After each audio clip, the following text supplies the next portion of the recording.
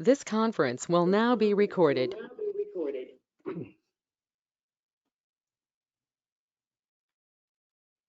तो आज हम लोगों की पहली क्लास है ऑफिशियली, और इसमें जो टॉपिक हम लोग लेंगे वो बिल्कुल फंडामेंटल ऑफ नेटवर्किंग है। तो पहले थोड़ी सी थ्योरी हम लोग पढ़ेंगे and then we will go into the lab, क्योंकि पहले जो है कुछ थ्योरी करना ज़रूरी है। तो बेसिकली हम लोग डिस्कस करेंगे प्रोटोकॉल्स और मॉडल्स को, तो उसको ले लेते हैं। और फिर अगर कोई क्वेश्चन हो तो आप पूछ लें, रिकॉर्डिंग भी अवेलेबल है बाद में। और जो लोग एडमिशन ले चुके हैं उनको हम लोग आईडी भी प्रोवाइड कर देंगे, ताकि वो कंटेंट भी रीड कर सकें। किसी बुक की ज़रूरत नहीं है, क्योंकि सारा कंटेंट मौजूद है सिस्को के ऑनलाइन पोर्टल में।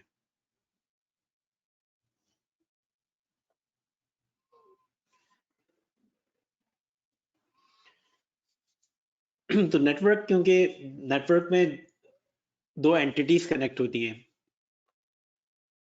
दो कंप्यूटर भी कनेक्ट हो सकते हैं, कोई भी डिवाइसेस कनेक्ट हो सकती हैं। तो जो उनके आपस के रूल्स हैं वो कहलाते हैं प्रोटोकॉल। अब कम्युनिकेशन रूल्स का सेम होना जो है बहुत ज़रूरी है, क्योंकि अगर वो सेम नहीं होंगे तो फिर आपस में उनकी कम्युनिकेशन जो है वो डिफ़िकल्ट हो जाएगी सारी। तो वो प्रोटोकॉल्स हैं। तो वो आपको प्रोटोकॉल मालूम होने चाहिए। इसमें दो बहुत इंपॉर्टेंट प्रोटोकॉल्स हैं जिनको हम लोग लेंगे। वन ऑफ देम इज,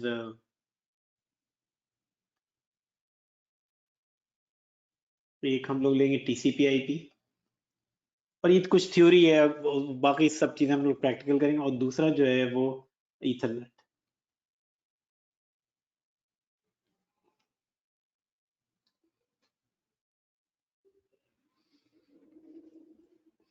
तो इसमें नेटवर्क में जो इम्पोर्टेंट चीज़ है वो ये कि हमेशा ये होगा, क्योंकि ये आप छोटे नेटवर्क भी डील करेंगे, बड़े नेटवर्क भी डील करेंगे, और जितना ज़्यादा नेटवर्क बड़ा होगा उतना कॉम्प्लेक्स होगा। तो आजकल के नेटवर्क जो हैं वो ज़्यादा कॉम्प्लेक्स हो रहे हैं, इसलिए डिमांड बढ़ रही है नेटवर्क के लोगों की। क्योंकि पहले ये होता था कि सिर्फ नेटवर्क में जो पीसीस कनेक्ट होते थे, अब ये है कि उसमें मोबाइल फ़ोन भी आ गए, उसमें अब आप क्लाउड से भी कनेक्ट हो रहे हैं, फेसबुक और गूगल से। तो क्योंकि अब इसमें चीज़ों में कॉम्प्लेक्सिटी बढ़ रही है, अच्छा वायरलेस भी आ गए सारे, तो इसलिए नेटवर्क जो हैं अब ज़्यादा कॉम्प्लेक्स हो गए हैं। तो यहाँ पर एक तो साइज़ उनका बढ़ गया। साइज़ इसलिए बढ़ा कि अब उनमें सेल फोन शामिल हो रहे हैं। अच्छा, फिर जो चीज़ शामिल हो रही है वो, तो ये चीज़ें शामिल हो रही हैं। आईओटी कहते हैं इंटरनेट ऑफ थिंग्स, यानी जो है हर चीज़ कनेक्ट हो रही है, हर चीज़ इंटरनेट से कनेक्ट हो रही है, चाहे गाड़ी हो, चाहे फ़ोन हो, चाहे कैमरे हो। दूसरी चीज़, ये दो तीन चीज़ें आई हैं। दूसरी चीज़ जो है वो कहलाती है BYOD। इसका मतलब है ब्रिंग योर ओन डिवाइस।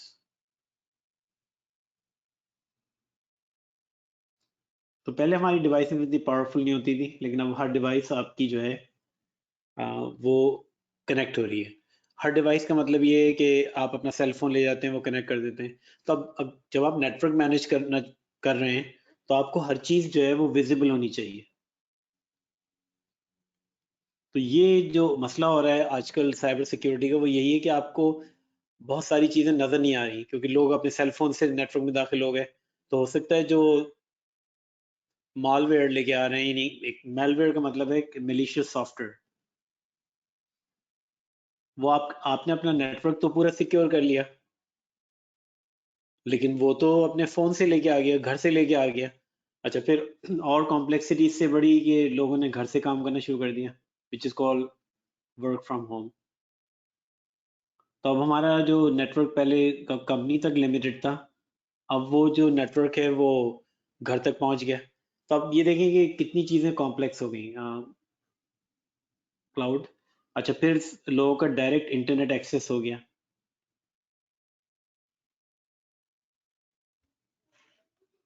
इसको हम लोग कहेंगे DIA। फिर डायरेक्ट क्लाउड एक्सेस हो गया, यानी गूगल और फेसबुक और ये।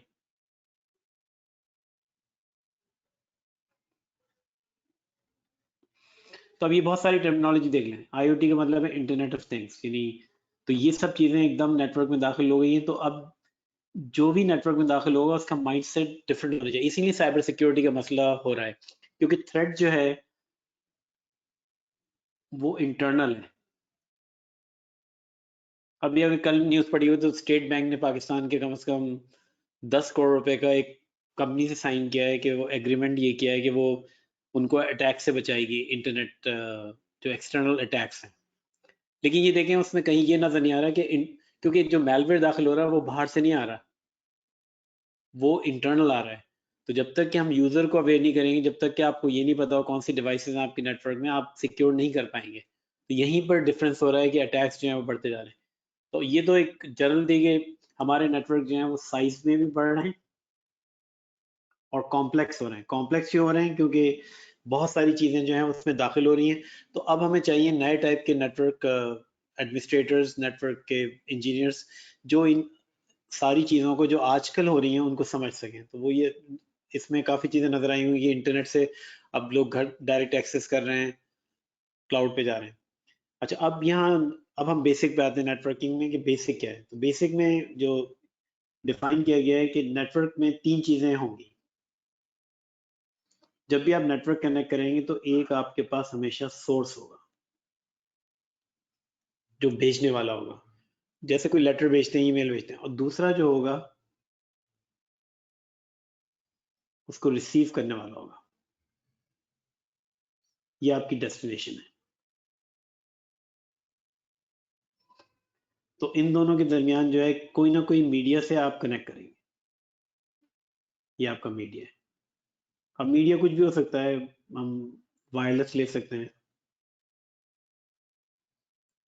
हम फाइबर ले सकते हैं, हम कॉपर ले सकते हैं।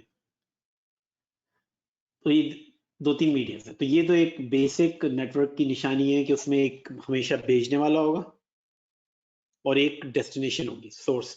अगर आप किसी गाड़ी में भी बैठते हैं तो एक आप जहां से स्टार्ट करेंगे वो सोर्स है और जहां पर पहुंचेंगे वो डेस्टिनेशन। तो ये तो एक बेसिक रूल्स हैं। There will always be a source, destination और एक मीडिया होगा। अच्छा, अब ये तो हमने डिसाइड कर लिया कि एक सोर्स होगा, एक डेस्टिनेशन होगी, और उनके दरमियान कोई बात करने का रास्ता होगा। जैसे हम फोन से बात कर रहे हैं या ईमेल से बात कर रहे हैं तो कोई ना कोई तरीके से हम बात कर लेंगे। अब मसला ये है कि जब आप बात करेंगे तो उनके कुछ रूल्स डिफाइन होंगे। अगर हमने वो रूल्स डिफाइन नहीं किए और हमने किसी तरह से भी बात करनी शुरू कर दी तो उसके समझ में नहीं आएगा। अगर हम चाइनीज में बात कर रहे हैं तो फिर वो दूसरे पर्सन को चाइनीज समझ में आनी चाहिए। अगर हम उर्दू में बात कर रहे हैं तो उर्दू में समझ में आनी चाहिए। और फिर उसका जो हमेशा ये होगा कि वो जो रूल्स हैं दे आर कॉल्ड प्रोटोकॉल्स। तो हमें ये मेक श्योर करना कि जो सोर्स है और जो डेस्टिनेशन है उनके अंदर कुछ प्रोटोकॉल इंस्टॉल करें, सॉफ्टवेयर हो सकते हैं। और ये जो प्रोटोकॉल है इस पे ये लोग एग्री करें। तो जब ही हमारा नेटवर्क चलेगा कि अगर वो रूल्स हैं उनमें आपस में जो दोनों पार्टीज, जो भेजने वाला है जो रिसीव करने वाला है, वो एग्री कर लें कि हाँ यही रूल्स हम लोग फॉलो करेंगे। तो ये तो जितनी कम्युनिकेशन है वो है। तो ये रूल्स हैं जो कम्युनिकेशन फॉलो करेगी। अच्छा, अब ये है कि रूल्स डिफरेंट हो सकते हैं कि उन रूल्स में क्या लिखा होगा, लेकिन ये अब एक चीज याद रख लें, एक नेटवर्क में भेजने वाला होगा, एक नेटवर्क में डेस्टिनेशन होगी, रिसीव करने वाला, और उनमें जो आपस में बातचीत हो रही होगी वो कुछ कॉमन रूल्स होंगे जिसके तहत वो लोग बात कर सकते हैं। तो अब ये 3 चीजें तो हम लोग एग्री हो गए कि हाँ ये चीजें होंगी। क्योंकि अगर आपकी फंडामेंटल समझ में आ जाए तो फिर आप चाहे सिक्योरिटी फील्ड में जाना चाहे नेटवर्क में, तो आपकी, क्योंकि ये सब यूनिवर्सिटी में पढ़ाए जाते हैं, लेकिन ये है कि हम लोग इसको रिवाइज कर रहे हैं ताकि ये चीज़ें जो हैं वो क्लियर हो जाएं। और सिस्को के कोर्स की अच्छी बात ये है कि वो अपनी डिवाइसेस पे इतनी तवज्जो नहीं दे रहे जितनी इसके ऊपर फोकस कर रहे हैं कि आपके नेटवर्क फंडामेंटल समझ में आ जाए, चाहे आप उसके बाद सिस्को यूज करें, जूनिपर, पालो आल्टो, कोई भी डिवाइस यूज करें। तो ये तो 2 रूल्स हम लोगों के एग्री हो गए। अब इसमें एक एग्जाम्पल दी है, ये एग्जाम्पल आपको नजर भी आ रही होगी कि अगर हम इंग्लिश में लिखना चाहें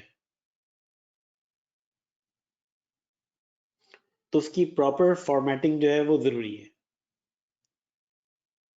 अगर उसकी फॉर्मेटिंग आपने नहीं की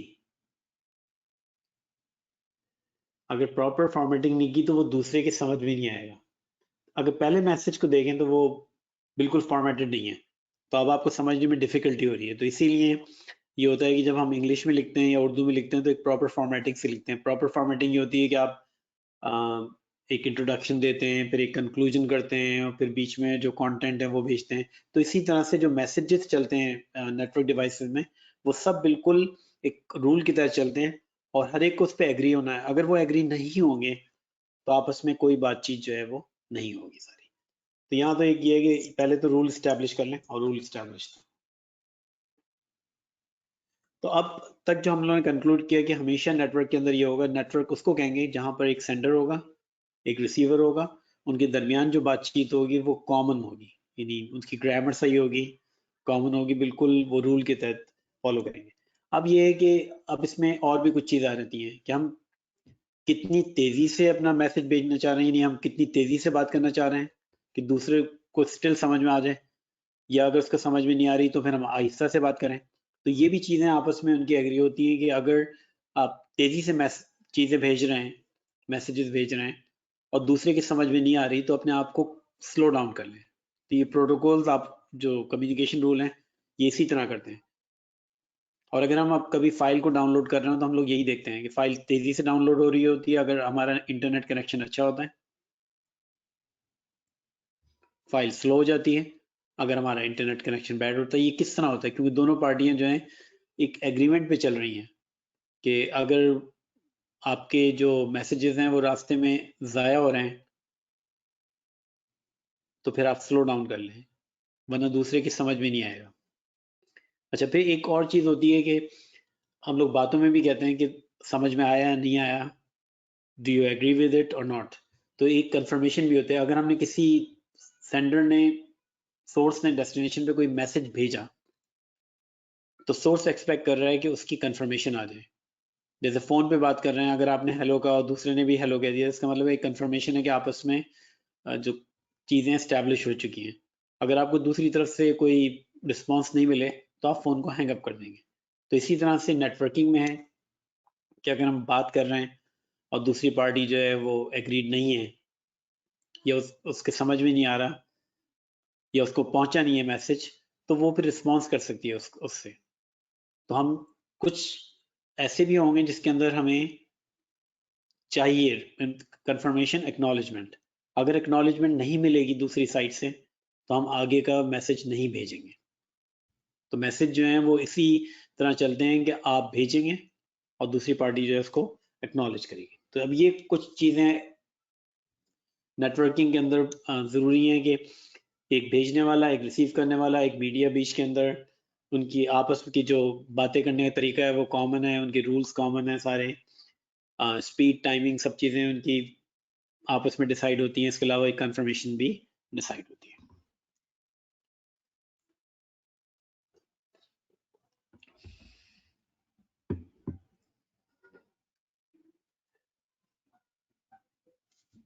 क्योंकि ये सब चीज़ें एग्रीड हो गई हैं तो इसकी वजह ये है कि जब भी हम कोई डेटा अपने कंप्यूटर से भेजते हैं तो उनके ऊपर उनकी पूरी फॉर्मेटिंग होती है।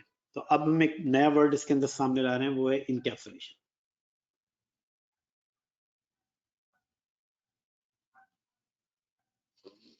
इनकैप्सुलेशन का मतलब है कि ये आपका डेटा है जो आपको भेजना है अपने अपने पास। अच्छा, डेटा कोई भी हो सकता है। आप वॉइस है, आपको अपनी, आप किसी से बात कर रहे हैं तो डेटा ऐसे नहीं जाता, उसके ऊपर कुछ ना कुछ इंफॉर्मेशन लगती है। जैसे आप पोस्ट ऑफिस के अंदर या ईमेल के अंदर ऐसे ही नहीं भेज सकते डेटा, उसके ऊपर एक हेडर लगता है और उसके साथ जाता है। तो इसके ऊपर, डेटा के ऊपर हम डेटा को ऐसे नहीं भेजेंगे, डेटा के ऊपर ये भेजेंगे कि उसके ऊपर एक हेडर हो। अच्छा, ये जो प्रोसेस है हेडर लगाने का, दिस इज कॉल्ड इनकैप्सुलेशन।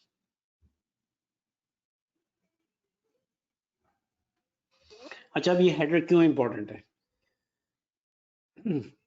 क्योंकि इस हेडर में बहुत सारी काम की चीजें लिखी हो सकती है। इसमें लिखा हो सकता है किसने भेजा, किस और किसको भेजा। अब सिक्योरिटी पॉइंट ऑफ व्यू से देखें तो अगर हम ये चीज को मैनिपुलेट कर दें कि सोर्स तो वही रहे और डेस्टिनेशन चेंज कर दें तो आपका मैसेज जो है वो गलत जगह पे जा सकता है, या सोर्स को चेंज कर दें तो बैंक की ट्रांजैक्शन जो है इधर उधर हो सकती है क्योंकि आपने सोर्स को चेंज कर दिया डेस्टिनेशन। तो ये हेडर को सिक्योर करना भी बहुत इंपॉर्टेंट है क्योंकि हेडर के अंदर ही सारी काम की बातें लिखी हुई हैं।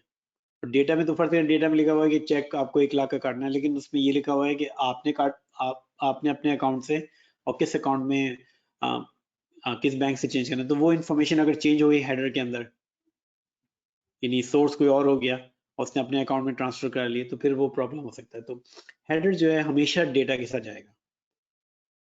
और इस कोर्स में हम लोग हेडर को समझना, हेडर को पढ़ना वो सीख लें कि अगर हम डेटा को कैप्चर कर लें, क्योंकि होगा ये, अब सिक्योरिटी में एक पॉइंट ऑफ व्यू से बताते हैं कि आपके कंप्यूटर में मैलवेयर दाखिल हो गया, फर्ज करें आपके कंप्यूटर में दाखिल हो गया,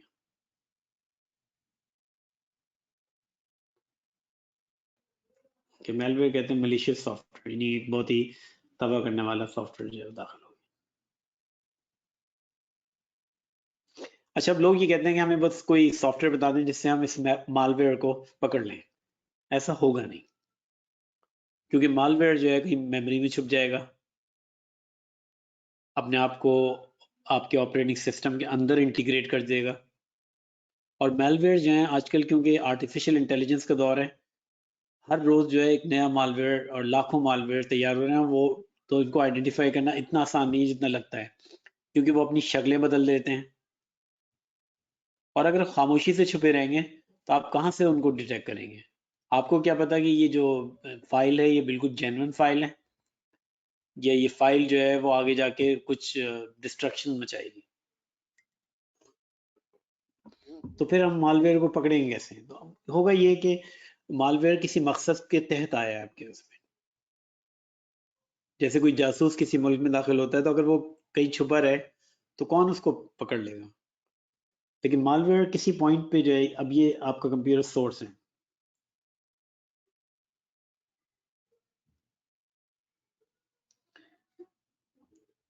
मालवेयर की जो डेस्टिनेशन होगी वो होगी कमांड एंड कंट्रोल सेंटर, जिसने उसको भेजा है।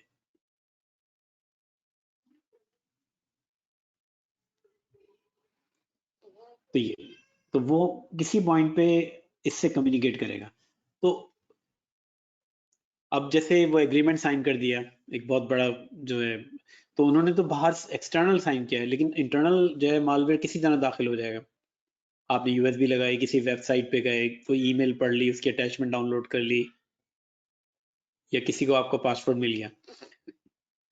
तो प्रॉब्लम ये है कि, और ये चीज़ जो है वो आप सिर्फ एक तरह से डिटेक्ट कर सकते हैं कि अगर हम उसका जो ये पूरा डेटा है इसको कैप्चर कर लें और इसके हेडर को पढ़ लें, तो फिर हमें अंदाज़ा होगा, हेडर को पढ़ लें तो फिर हमें अंदाज़ा होगा कि ये जो मालवेयर है ये किसी ऐसी डेस्टिनेशन में जा रहा है, फर्ज करें यूक्रेन जा रहा है। तो आपने कहा यूक्रेन में मेरे कंप्यूटर के काम है, क्योंकि हम डेस्टिनेशन मालूम कर सकते हैं कि किस मुल्क में है। तो अगर आपको कोई अनयूजुअल एक्टिविटी नजर आ रही है अपने कंप्यूटर में, तो आप पहले से उसको डिटेक्ट कर सकते हैं। असल जो चीज़ होती है वो वक्त से पहले डिटेक्ट करना। तो इसमें ये सोर्स है और ये डेस्टिनेशन है, तो इसलिए सोर्स और डेस्टिनेशन बहुत इंपॉर्टेंट होते हैं। क्या सोर्स सही डेस्टिनेशन से बात कर रही है, ये डेस्टिनेशन उसकी बदल गई है, ये डेस्टिनेशन जो है वो सही नहीं है। अगर आप किसी वेबसाइट पे जा रहे हैं, तो अब हमारे नेटवर्क में बहुत ज़रूरी है कि हम चेक करें कि जिस वेबसाइट पे आप जाने की कोशिश कर रहे हैं वो सही वेबसाइट है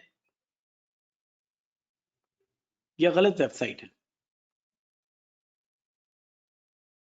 अगर हमारी कंप्यूटर पे कोई फाइल जो है, कोई एप्लीकेशन जो है दूसरे कंप्यूटर पे किसी एप्लीकेशन से बात करना चाह रही है, तो हमें ये देखना है कि जो एप्लीकेशन आपस में बात कर रही है वो ट्रस्टवर्दी है भी या नहीं। तो ये, तो इसलिए ये सब चीज़ें बहुत इंपॉर्टेंट हो जाती हैं। इसमें अभी देखें कि साइज भी, जो मैसेज होगा उसका साइज भी, अ, उसका मैसेज का जो साइज है वो भी इम्पोर्टेंट है कि, क्योंकि जो डिवाइसेस हैं वो हर साइज को हैंडल नहीं कर सकती। तो हमें बिल्कुल सही साइज का भेजना है मैसेज को, उनकी टाइमिंग भी, उनकी डिलीवरी ऑप्शन की किस तरह आपको डिलीवर करना है। क्योंकि आप चाहें तो सबको डिलीवर कर दें, आप चाहें तो कुछ लोगों को डिलीवर करें, आप चाहें तो किसी एक को डिलीवर करें। तो ये सब चीजें जब भी हम कोई रूल्स बनाते हैं तो ये सब चीजें उसके अंदर शामिल होती हैं। तो होता ये कि हमारा कंप्यूटर जो है वो उस फॉर्मेट में भेज देता है, फर्ज करें उसको वायरलेस पे भेजते हैं। अब एक और वर्ड यहाँ पर आ रहा है इनकोडिंग। इनकोडिंग का मतलब ये है कि अगर हमारे कंप्यूटर को डेटा वायरलेस की शक्ल में भेजना है तो वो इनकोड सिग्नल करेगा उसी फॉर्मेट के अंदर, और जब दूसरी डिवाइस को मिलेगा जो डेस्टिनेशन है तो वो उसको डिकोड करेगी, क्योंकि उसको समझ में आता है कि हाँ वायरलेस के सिग्नल में ये हेडर लगे हैं, तो वो उसको डिकोड कर लेगी।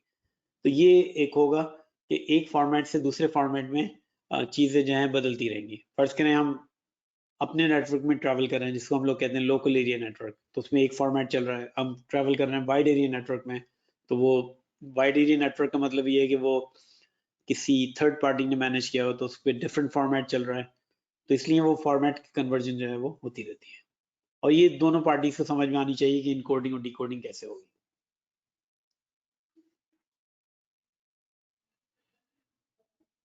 तो इसी तरह जैसे हम लोग कोई लेटर भेजते हैं तो उसके ऊपर एनवलप भेजते हैं, और उसके ऊपर एक खास जगह पे आप लिखते हैं कि उसकी डेस्टिनेशन क्या है, और उसके बाद किसको भेजना है वो भी लिखेंगे। तो अब हम जाके आगे जो हैं, ये एक तरह का एग्जाम्पल दिए उन्होंने हेडर की, हम बाद में देखेंगे इसको। जूम का ऑप्शन शायद गो टू मीटिंग के अंदर होगा कहीं ना कहीं, कि जिसमें जूम कर लें उसको। आई थिंक साइड में कहीं होगा जूम का ऑप्शन जो है, इसमें होता है ऑप्शन कि आप जो है उसको।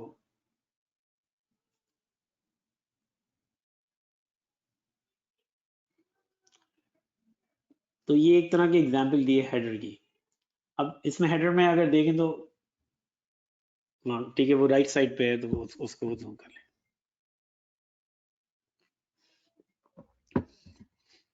अब यहाँ देखें तो ये हेडर है, तो उसमें ये सोर्स है, उसमें सोर्स भी लिखा हुआ और डेस्टिनेशन भी लिखा हुआ। तो अब हमें एक चीज समझ में आ रही है कि नेटवर्क के अंदर ये बहुत अहम है कि हर डेटा जो हमारे कंप्यूटर से निकले उसमें ये लिखा हो कि किसने भेजा है और किसको भेजा है। सिक्योरिटी में अगर हम आएंगे नेटवर्क सिक्योरिटी में, तो हम ये कहेंगे कि ये बहुत इंपॉर्टेंट है कि जो सोर्स लिखी हुई है वो सही है सोर्स, और जो डेस्टिनेशन लिखी हुई है वो सही है।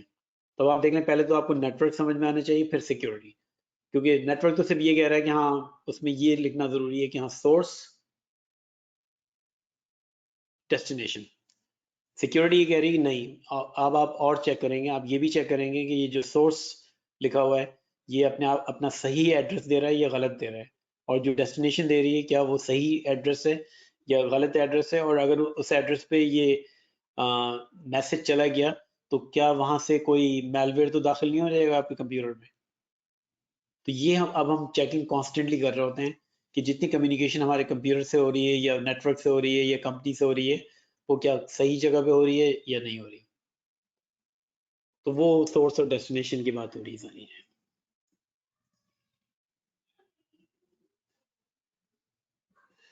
अच्छा, दूसरी ये कि जब नेटवर्क में दाखिल होते हैं ये इसके ऊपर, क्योंकि हम दो ही तरीके से देखते हैं कि या तो वो कॉपर वायर के ऊपर ट्रांसफर होंगे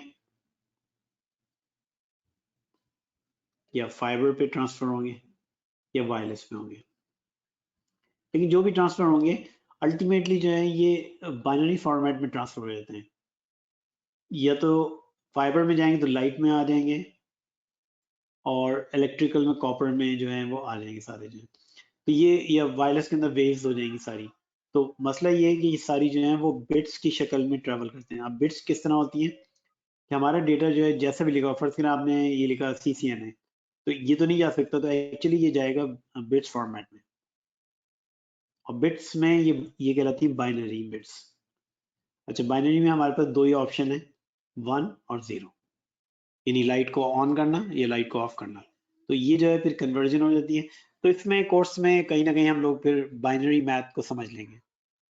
दो तरह की कन्वर्जन है। एक तो बाइनरी को हम सीख लेंगे कि नंबर्स जो होते हैं वो डेसिमल में होते हैं, बाइनरी में होते हैं, और हेक्साडेसिमल में।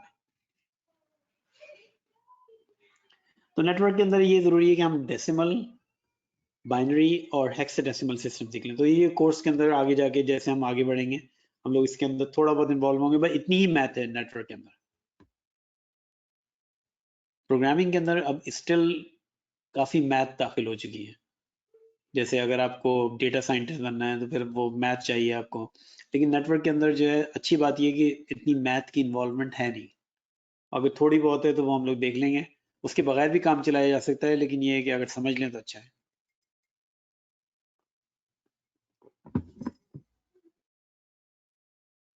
अच्छा, दूसरा जो इम्पोर्टेंट है कि जब आप ये मैसेजेस भेज रहे होंगे तो किस स्पीड से भेजें। जब हम किसी से बात करते हैं तो हमें डिसाइड करना होता है कि हम तेज बात करें या स्लो बात करें।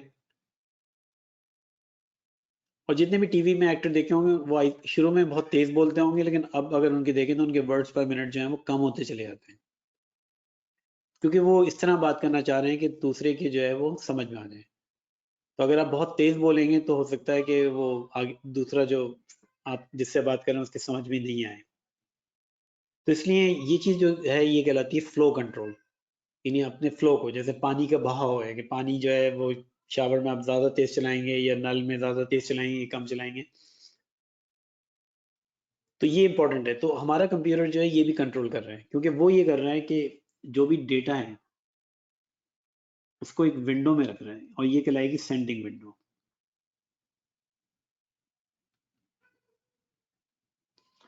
उसमें अपना सारा डेटा रखा हुआ है। अब इसमें उसने फिर नंबरिंग भी कर दी, 1 2 3 4 5 6 7। तो इवन अगर आप ये मीटिंग चल रही तो इसमें यही किया होगा उसने कि जो मीटिंग चल रही है उसने उसको सीक्वेंस में कर दिया होगा। अब ये होगा कि वो पर्सन इसको भेजा, 7 को भेजा उसने। अब 7 का अगर एक्नॉलेजमेंट आ गया वापस उसके पास तो वो फिर 6 को भेजेगा, 6 का आ गया तो फिर 5 को भेजेगा, 4। और ये कि जैसे जैसे ये डेटा आगे बढ़ते जाएगा नया डेटा जो है वो यहाँ पर दाखिल होते जाएगा। तो हमारे कंप्यूटर में एक जगह बनी होगी मेमोरी के अंदर जहाँ पर वो डेटा स्टोर करता है जो डेटा उसको भेजना है, और ये कहलाती है सेंडिंग विंडो। और ये सेंडिंग विंडो जो है वो उसका साइज जो है बदल सकता है। अगर एक्नॉलेजमेंट दूसरी साइड से तेजी के साथ आ रही है तो वो ज्यादा डेटा भेजेगा, और दूसरी क्योंकि जो रिसीव कर रहा होता है उसके पास भी एक विंडो बनी होती है, जैसे हमारे कंप्यूटर पे वो वो कहलाती है रिसीविंग विंडो।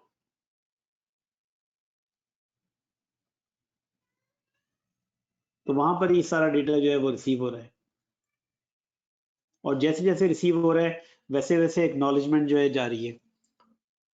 अच्छा, अब ये हमारी मर्जी है कि हम एक्नॉलेजमेंट चाहते हैं या नहीं चाहते हैं। अगर हम एक्नॉलेजमेंट नहीं चाहेंगे तो डेटा फास्ट ट्रैवल करेगा।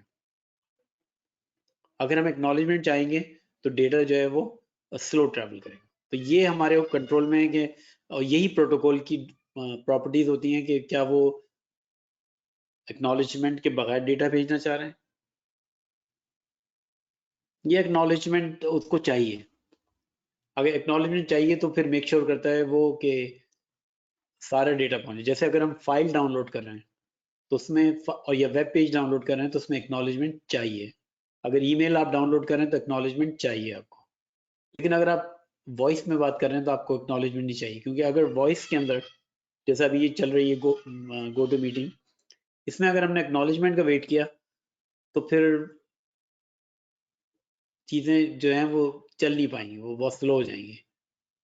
इसमें ये होता है कि अगर कट गई आवाज़ तो कट गई, उससे कोई फर्क नहीं पड़ेगा। तो इसलिए ये हमारे कंप्यूटर के ऊपर है कि, और ये रूल है कम्युनिकेशन के कि दूसरी पार्टी से वो एक्नॉलेजमेंट के साथ कम्युनिकेट करना चाह रहा है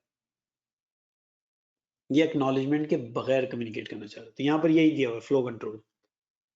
अच्छा, दूसरा ये कि फर्ज करें उसने 7 भेजा, 7 का एक्नॉलेजमेंट नहीं आया, तो दूसरा जो वर्ड यहाँ पर डिफाइन किया हुआ है वो है response time out. Response time out का मतलब है कि किस पॉइंट के ऊपर वो डिसाइड करेगा कि मैं 7 को दोबारा भेजूं। क्योंकि 7 की एक्नॉलेजमेंट नहीं आई। अब 7 की एक्नॉलेजमेंट अगर नहीं आई है तो कितना टाइम वेट करेगा? तो ये सब जो है ये डिफाइंड है, ये एक सॉफ्टवेयर है जो हमारे कंप्यूटर में मौजूद है जो ये सब डिसीजन ले रहा है। तो नेटवर्किंग में ये सब चीजें बैकग्राउंड में चल रही हैं, हमें नजर नहीं आ रही, लेकिन नेटवर्क के पीछे जो है वो चल रही है। अच्छा, अब ये होता है कि अब तीसरा जो इसमें वर्ड डिफाइन हुआ है नेटवर्किंग में वो है एक्सेस मेथड। अब इसको देख लेते हैं। फर्ज करें हम एक डिवाइस लेते हैं,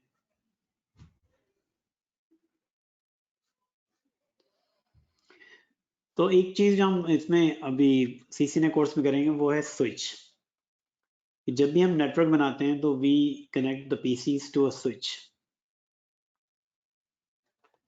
अब स्विच की प्रॉपर्टी अब यहां पर हम डिफाइन कर रहे हैं एक्सेस मेथड।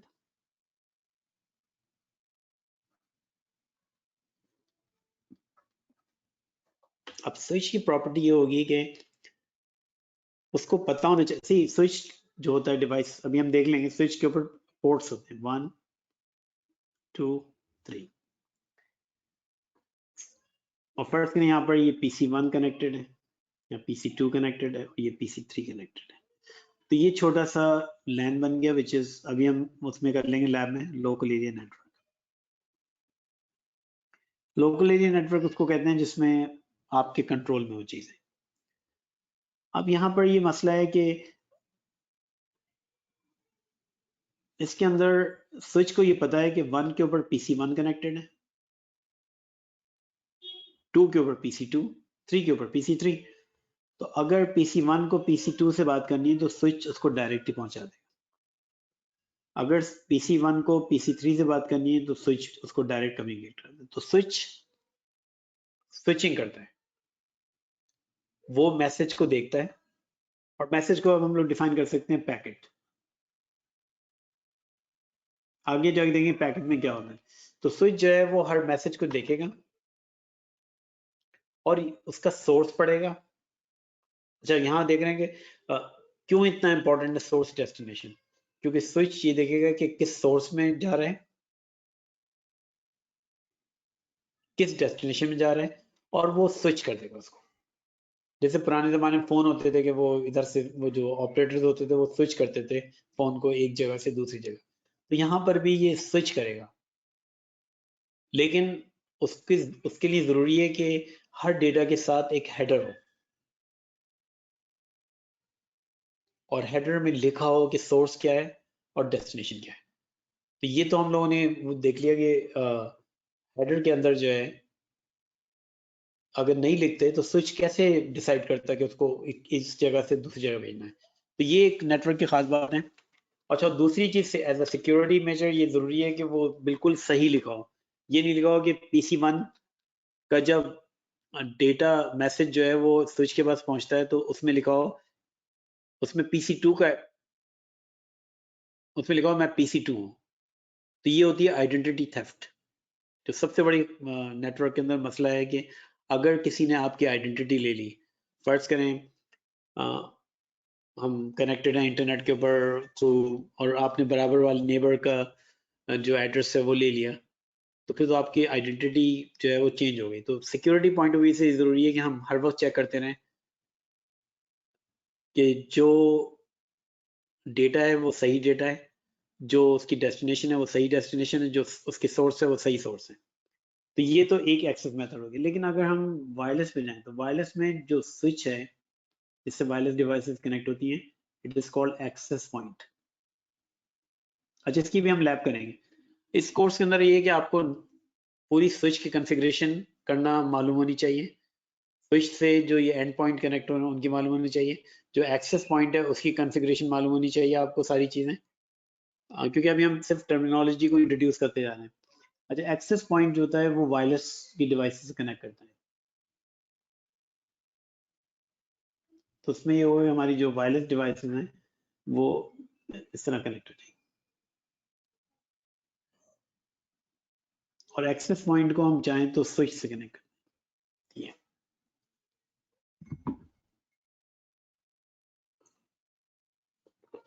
तो घर में जो आपका राउटर इंटरनेट प्रोवाइडर ने दिया है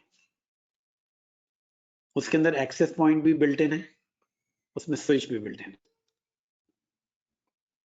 अच्छा, अब एक्सेस पॉइंट में अगर हम देखें तो जो वाईफाई क्यों स्लो है, तो वाईफाई जो है इन्हीं वायरलेस के जो नेटवर्क्स हैं, अगर हम देखें वायरलेस लैन जो है वो स्लो है और ये फास्ट है।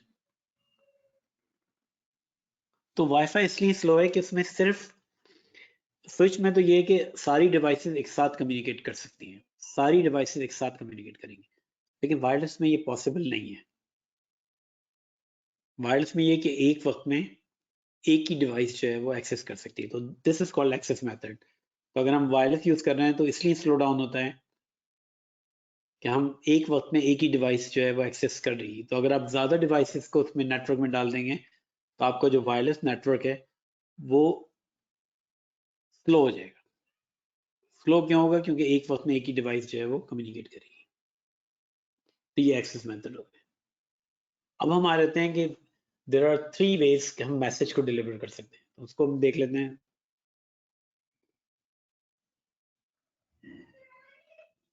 हम वही कॉन्फ़िगरेशन बनाते हैं।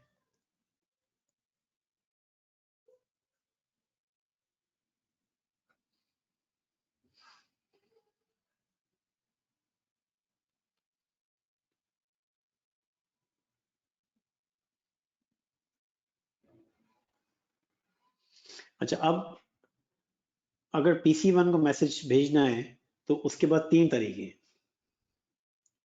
बल्कि 4 तरीके हम लोग ले लेंगे। यूनिकास्ट,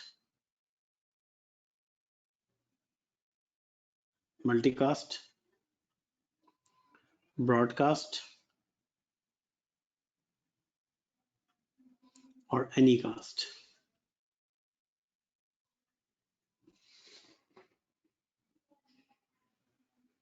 अच्छा, अब ये बहुत इंपॉर्टेंट है। अब फर्ज करें आप किसी से बात कर रहे हैं तो आपके पास तरीके ये हैं कि आप जो हैं वो एक पर्सन से बात करें, दैट इज कॉल्ड यूनिकास्ट। अगर एक पार्टी हो रही है उसमें आप 4 लोगों से बात कर रहे हैं एक साथ तो दैट इज मल्टीकास्ट। अगर आप सारे लोगों को एड्रेस कर रहे हैं तो दैट इज ब्रॉडकास्ट।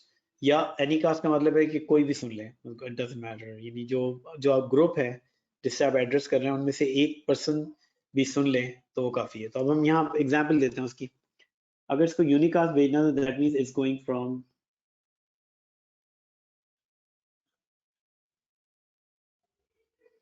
अगर PC1 टू PC2 जा रहे हैं तो दैट इज कॉल्ड यूनिकास्ट, क्योंकि 1 to 1 हो रही है।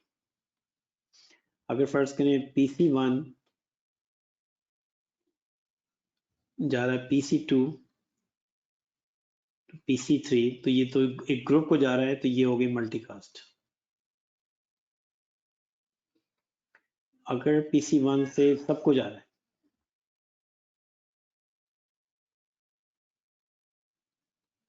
तो ये हो गई ब्रॉडकास्ट। तो ये हमारे पास डिलीवरी ऑप्शंस हैं कि मैसेज क्या करना चाह रहे हैं आप।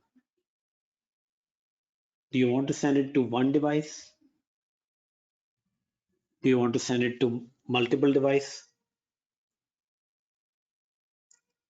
अच्छा, अब ये है कि मल्टीकास्ट में जो है वो PC2 PC3 को आप दोनों को मिल गया, लेकिन एनी कास्ट का मतलब ये है कि ओके, एनी कास्ट पे हम लोग आ जाते हैं। एनी कास्ट में ये है कि किसी एक को भी मिल गया तो आपके लिए काफी है। PC2 PC3 में अगर किसी एक को भी मिल गया तो काफी है, जरूरी नहीं कि सबको मिले। अच्छा, हमारे यहाँ जो प्रॉब्लम हो रहा है वो यही प्रॉब्लम हो रहा है कि फर्ज करें एक अटैक हुआ पाकिस्तान रेलवे के ऊपर, उनका जो वेब सर्वर था वो डाउन हो गया, अब उनके पास कोई बैकअप नहीं था। अगर एनी कास्ट होता तो फर्ज करें इस्लामाबाद का उनका वेब सर्वर डाउन हो गया तो वो लाहौर के सर्वर से कनेक्ट कर लेते हैं।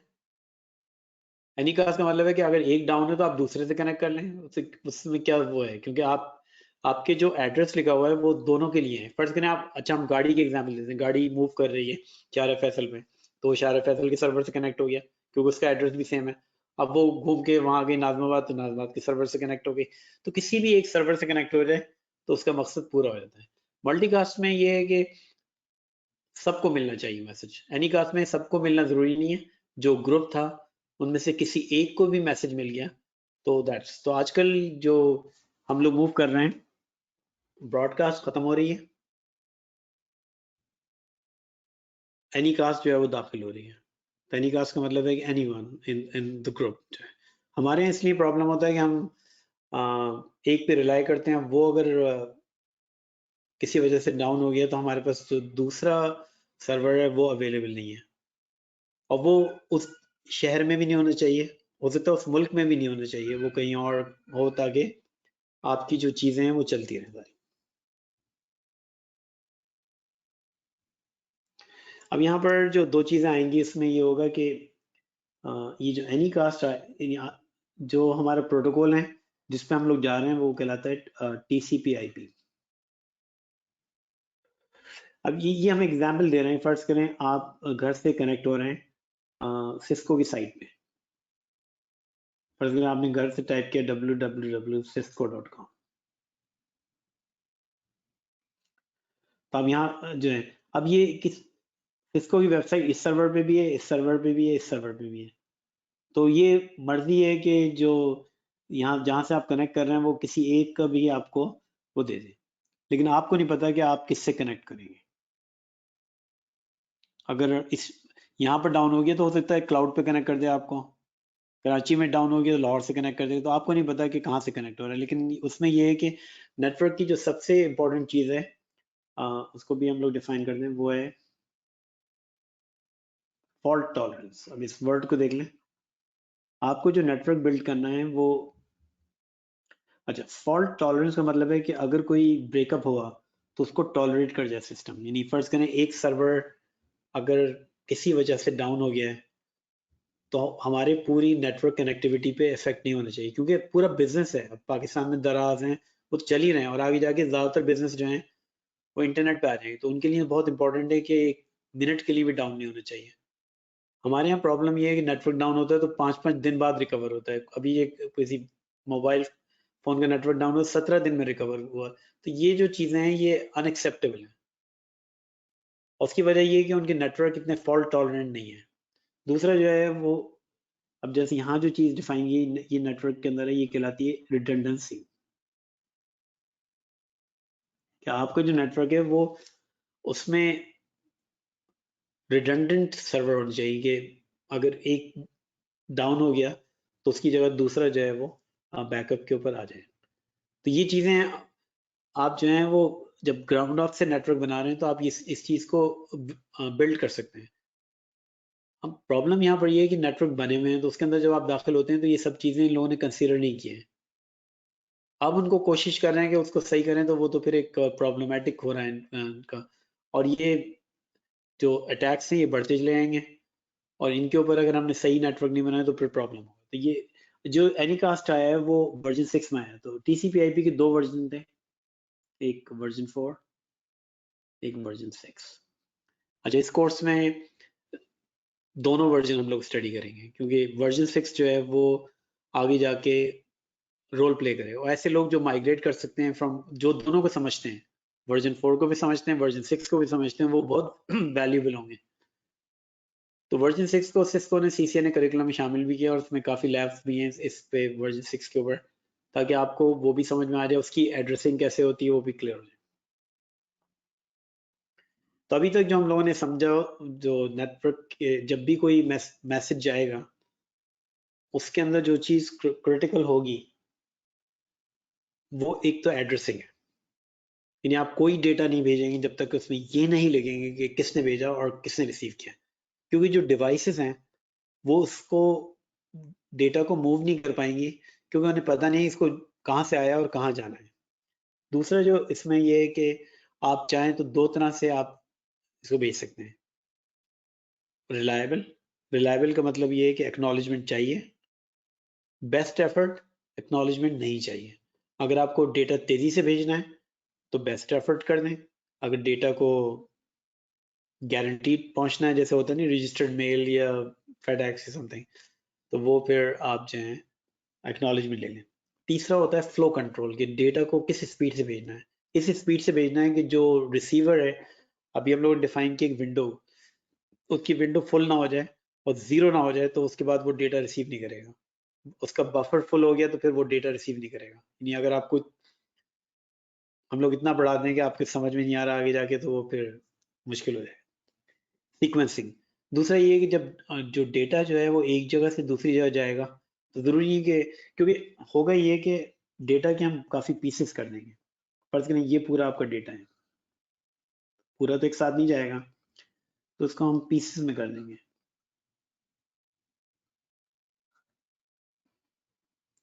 अब सीक्वेंसिंग का मतलब ये है कि इनको हम सीक्वेंस कर दिया, क्योंकि हो सकता है जब डेटा पहुंचे तो 4 जो है वो पहले पहुंच जाए, 2 बाद में पहुंचे, तो जब वो अल्टीमेट डेटा पहुंचे तो वो फिर आपस एक सीक्वेंस कर दें 1 2 3 4, ताकि वो जो है उसी तरह असेंबल हो जाए। जैसे अगर वॉइस है, अब वॉइस क्या हो सकता है, जो ये गो टू मीटिंग पैकेट जा रहा हूँ ये डिफरेंट ऑर्डर में पहुंच रहा हूँ, लेकिन फिर इनको बफर करते हैं फिर असेंबल करते हैं। अगर आप यूट्यूब वीडियो देख रहे हैं तो उसमें भी ये होता है कि वो थोड़ी देर वेट करता है, बफर कर लेता है, अपने आप को सीक्वेंस कर लेता है कि कौन सा पहले कौन सा बाद में, उसके बाद वो प्ले करता है। तो उससे ये होता है कि तो आपको झटके नहीं लगते हैं, दूसरा ये होता है कि वो चीज जो है वो सही प्ले हो जाती है सारी। अच्छा, फिर एक और चीज जो है एरर डिटेक्ट करना, कि अगर रास्ते में डेटा लॉस्ट हो गया, करप्ट हो गया किसी तरह से, तो हमारे पास एक टाइमर होने चाहिए कि अगर उस टाइमर तक एक्नॉलेजमेंट नहीं आई तो हम डेटा को दोबारा भेज देंगे। तो अगर हम रिलायबल डिलीवरी कर रहे हैं तो फिर हम एक टाइमर रखेंगे। जैसे अगर आप किसी से बात कर रहे हैं और आपको लग रहा है उसके समझ में नहीं आई, तो फिर आप उसको दोबारा एक्सप्लेन करेंगे। तो वो जो है वो एरर डिटेक्शन है। अच्छा, अब एक और कॉन्सेप्ट यहाँ पर आ रहा है कि उसको भी हम लोग डिफाइन कर लेते हैं, क्योंकि आगे जाके सब चीज़ें हम कंबाइन करेंगे इनटू अ लैब, जिसमें हम हेडर भी देखेंगे और इन सारे कॉन्सेप्ट्स को हम लोग देखेंगे। हो सकता है आज, हो सकता है नेक्स्ट वीक। अब जो सोर्स और ये डेस्टिनेशन में बात हो रही है,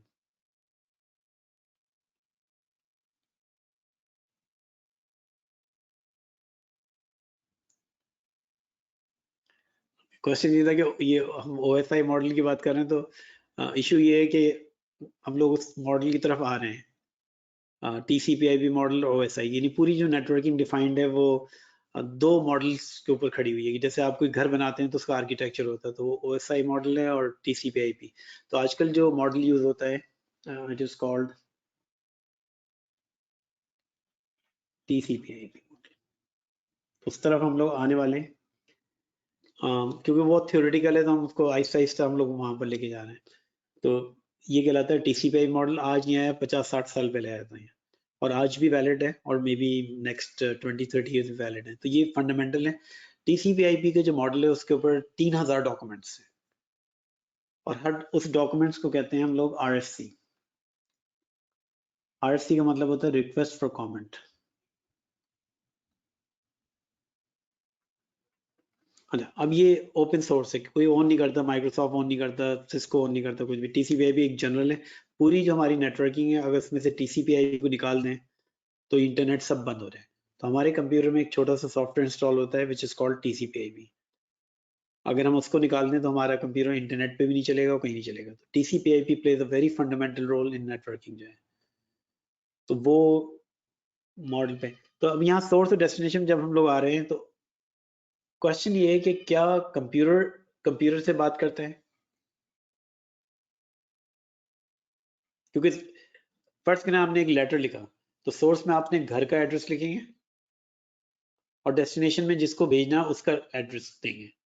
पॉइंट ये है कि क्या घर दूसरे घर से बात कर रहा है? नहीं, उसमें आप एक और चीज लिखेंगे, उसमें अपना नाम लिखेंगे और जिस कंपनी या घर में भेजना उसका नाम लिखेंगे। तो एक्चुअली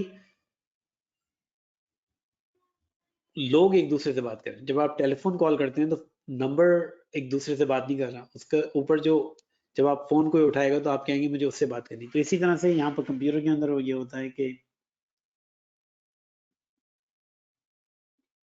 हमारे कंप्यूटर पे बहुत सारे छोटे छोटे प्रोग्राम्स चल रहे हैं, और जो डेस्टिनेशन है उसके ऊपर भी बहुत सारे प्रोग्राम्स जो हैं वो चल रहे हैं। तो एक्चुअली जब हम कहते हैं कि ये कंप्यूटर से बात नहीं कर रहा, एक्चुअली हमारे कंप्यूटर पे अगर कोई प्रोग्राम चल रहा है, पढ़ते हैं उसका नंबर है 100 और यहाँ पर चल रहा है 1000 प्रोग्राम, तो एक्चुअली जो 100 है ये 1000 से बात कर रहे हैं। तो प्रोग्राम से बात करते हैं, प्रोसेस से बात करते हैं, एप्लीकेशन से बात करती है, कंप्यूटर से बात नहीं करता। तो जब भी हम किसी को मैसेज भेजेंगे, we will write our address, पर उसके साथ ये भी लिखना जरूरी है कि हमारे कंप्यूटर के ऊपर कौन सा प्रोग्राम दूसरे कंप्यूटर के ऊपर कौन से प्रोग्राम से बात करना चाह रहा है। अगर हम ये नहीं लिखेंगे तो ये प्रॉब्लम होगा। तो अब सोर्स में हम देख लें कि हेडर में क्या होगा, क्योंकि अभी हम जो है उसके ऊपर आ रहे हैं, लैब के ऊपर आ रहे हैं। तो लैब, तो सोर्स में हम लिखेंगे आईपी एड्रेस और डेस्टिनेशन में लिखेंगे आईपी एड्रेस। और तो ये एक एड्रेस बहुत इंपॉर्टेंट है। एक्चुअली जो है नेटवर्किंग के अंदर 3 एड्रेसेस बहुत इंपॉर्टेंट है, वो हम एक एक एड्रेस पे आएंगे।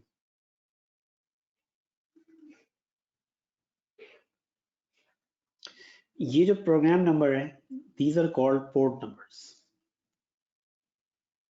तो हर हेडर के अंदर हमें ये लिखना जरूरी है, सोर्स पोर्ट नंबर,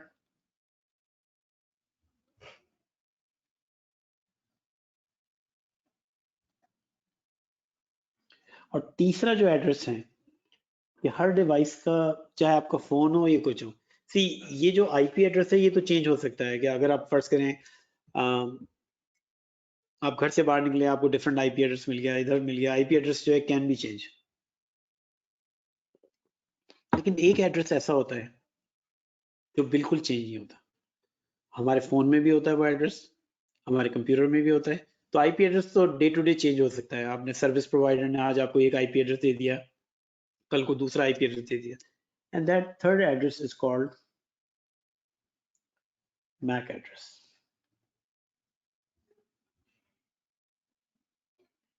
तो ये है सोर्स मैक एड्रेस और डेस्टिनेशन एड्रेस।